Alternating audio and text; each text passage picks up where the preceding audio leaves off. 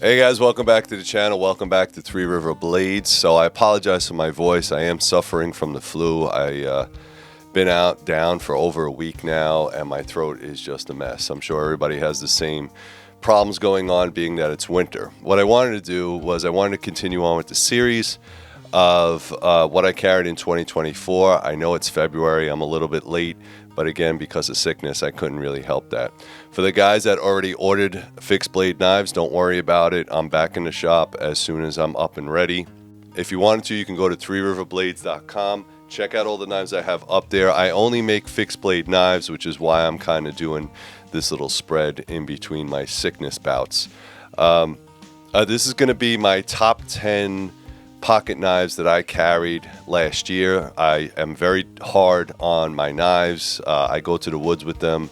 I beat them up. I use them for Amazon boxes. I do all the utility tasks that are required of a pocket knife. And again, some of them are tactical, mostly because I like the way they look. But again, my days in the military are over. However, I do carry a knife for my everyday job, and they are typically in a tactical setting. But again, I'm not taking out sentries or anything like that. We're just using them for utility use. A lot of them held up. You'll be surprised at some of the name brands here and the cost, because I work for a living, I need to make sure that I can handle the cost. So for the everyday man that goes out and works every day, these knives will do you just fine. I used them for over a year. A lot of these you've probably seen in other videos. And I beat them up pretty good, and they still work, and you can still put an edge on them. So what I'm going to do is I'm going to put a link to all these knives down below, so you can check the description box. I am an Amazon affiliate, so if you purchase from me, I think I get like 2 cents on a dollar. I really appreciate that. You get a great knife, I get like 2 cents. Thank you for that. If you want to support the channel, you could also become a Patreon member. It only costs you $1 a month, and you get to watch videos like this before anybody else. Or you can go to threeriverblades.com and check out all the knives I have up there. I have plenty in stock. I got big machetes, I got Bowie knives, I got kitchen knives. That was like the new thing, the chef knives.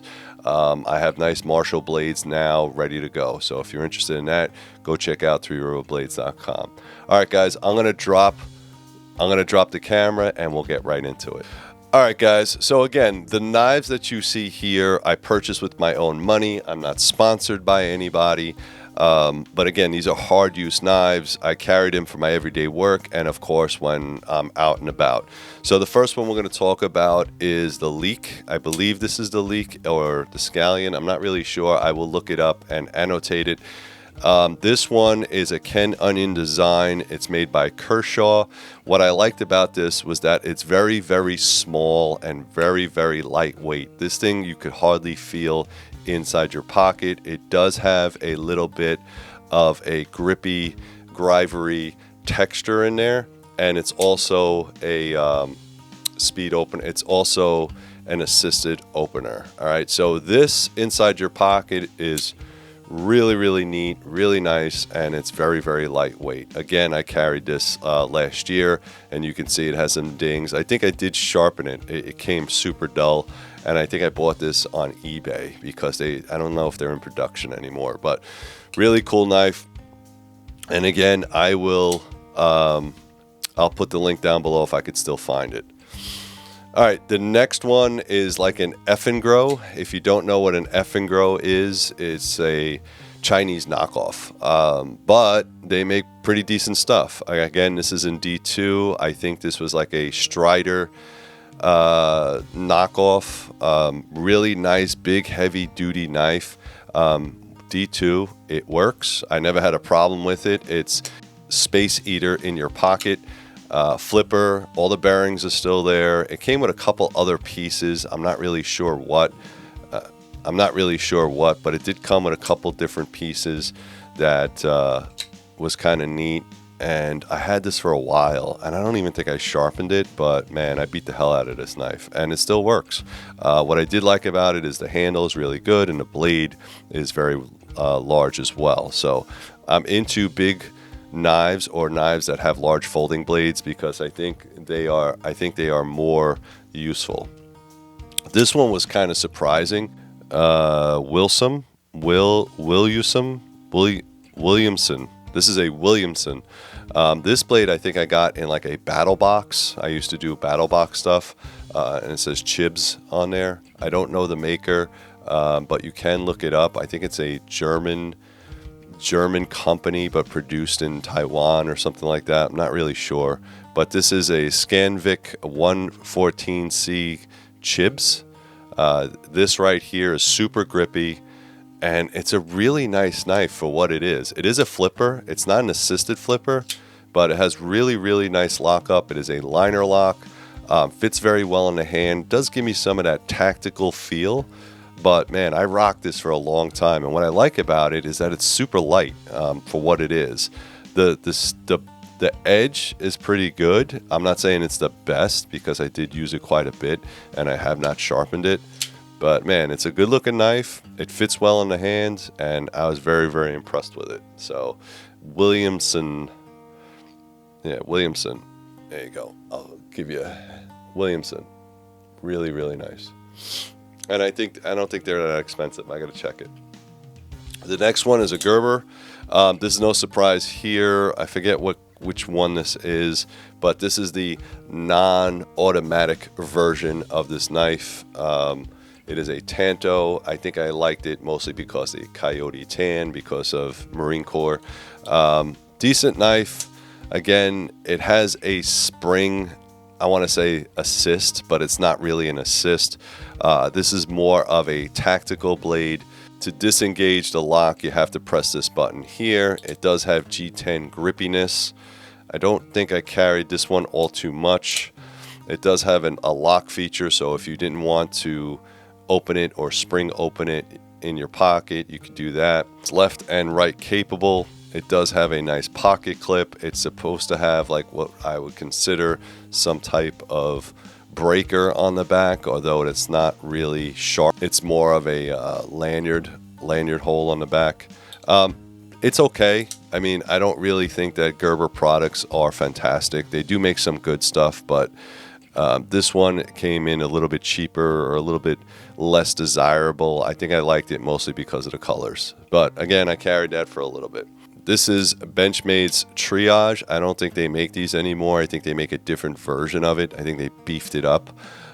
This is a first responder rescue type knife where you have the seatbelt cutter in the back. You do have a glass breaker here.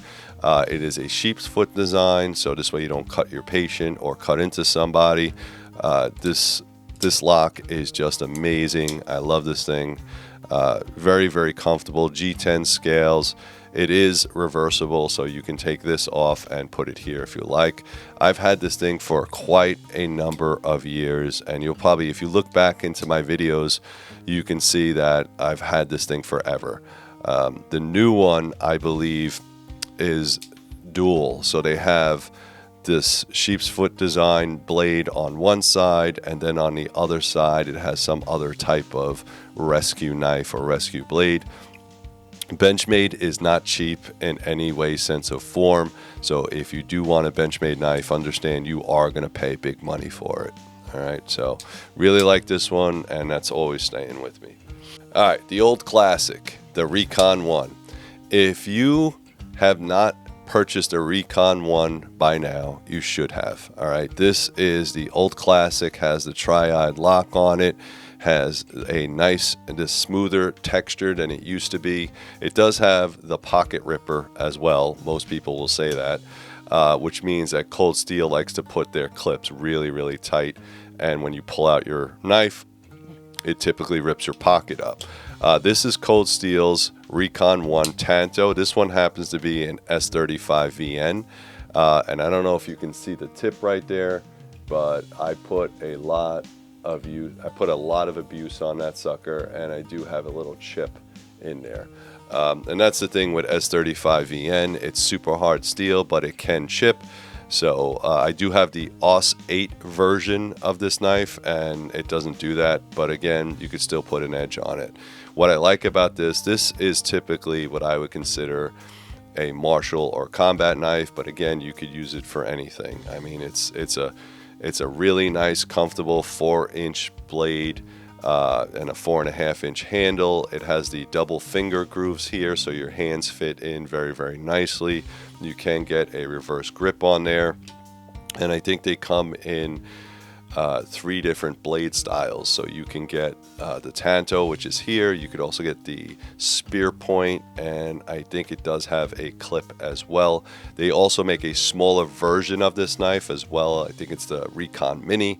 Again, if this is too big for you, or let's say your knife laws don't allow you to have one of these, I get it. But this is a fantastic knife. I highly recommend it. It's going to cost you about $70-80, but again, it's buy once, cry once. So great blade. The next one is my old favorite. This is my Police, Spyderco Police, I believe it is. This is in the FRN, or the plastic scale version. Very large blade, very angle sloped, very, very nice, and as you can see, I rock it quite a bit. Everything here is well used. And what I like about this is that even though it's a very long blade, it's super light in the pocket. It carries super light. You barely know it's there. I don't think I've ever sharpened this blade, and it's still super sharp. Seki City, Japan. And this is a VG10 model. So again, good blade steel, very lightweight, very, very high quality knife. And again, you'll spend a little bit of money on that. These are not cheap. Spyderco's are over $100, but man, they are worth it, especially for a blade that size. The next one is also a very expensive knife. This is my ZT. This is in LMAX, the 550 design. All right, like a Hinder type style. This right here is the titanium scale, and then on this side is a G10. Really, really nice blade for what it is. I mean, these are expensive. I'm not going to lie. They're very expensive, but they're built like tanks. Just the way the ergonomics feel. And again, LMAX is good. I've never had a problem with LMAX. I don't think I've ever sharpened this thing, and it's still super, super sharp. The belt clip can go on either side. You can modify it a little bit, or if you wanted to put a lanyard back there, you can do that. I think they do sell some type of different scales that you can get for these things.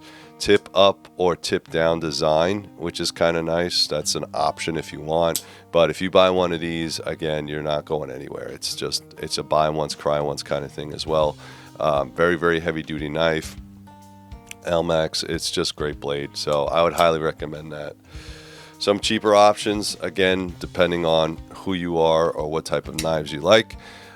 This is my Rat 1. I carried this all the way up until, I don't know, a couple of months ago. I've carried this all the time. This one is a Rat 1 model, an S35VN. It is a special model.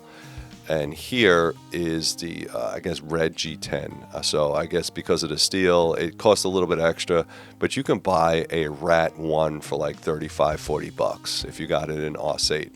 This one's a little bit more expensive because it has the steel, and they made like a nicer or newer type of model for this year or last year.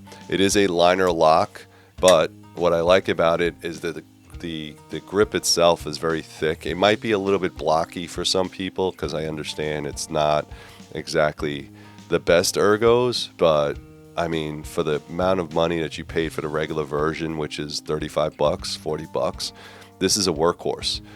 Even my old ones that were not with the fancy steel, they still work, they're still sharp, and they're fantastic. So yeah, I really like it. Tip up, tip down. Does have a little bit of a lanyard hole in the back. The clip never bothered me. I mean, it's a decent pocket clip, so it just didn't break. So fantastic. And the last one that I started carrying for this year is my CRKT. This one is the M16-14ZLEK. Okay, so it's another design for first responders.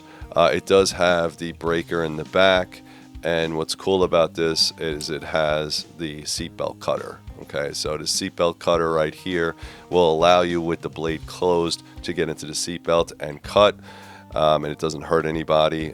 Tip up, tip down configuration, depending on how you want to rock this thing.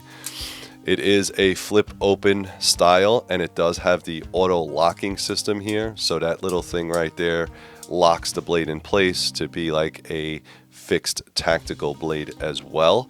I've been rocking this thing for, like I said, a couple months now. It's great.